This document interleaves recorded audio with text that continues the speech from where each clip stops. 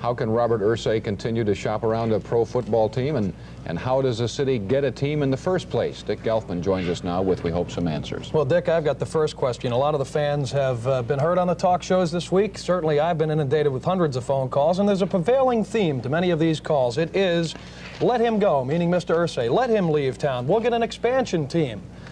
But, of course, National Football League Commissioner Pete Rozelle is on record as saying there will be no expansion until the idea of whether or not the National Football League can operate as the entity that it used to be is resolved. What is the legal question there? Well, you got to look at the fact that the rules have totally changed. We're not dealing where we were a number of years ago. You know, for a while, the NFL had its own rules, its own game. It could do basically what it wanted. It could award a franchise. Well, good old Al Davis comes along and decides to move the Oakland team. He says, I like Los Angeles better.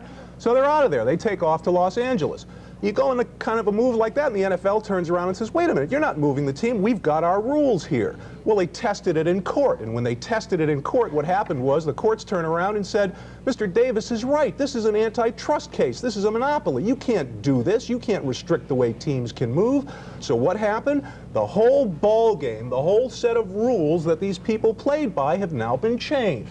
As a result of that, Mr. Rozelle has rules he can no longer enforce. Why should he grant a franchise, for example, in a new city now, which I don't think is going to happen, but why should he grant a franchise if there's no stability, if that team can up and take a hike somewhere else? They're not going to do it. So what's happened? You got NFL rules that aren't being enforced. What that means is Baltimore is not going to get a team. Yeah, and I think that's why it's important when we talk to the fans, or at least as I've tried to respond to them, is you cannot disassociate your emotional feelings about Mr. Irsay and the reality that if he leaves, the team goes with him, and the prospects, given the number of decisions in the courts, does not look very good right now. And in fact, we don't know what it's going to be till the Supreme Court issues the ultimate decision. And we're talking time. We're not talking about a team coming in the next couple of years. Yeah.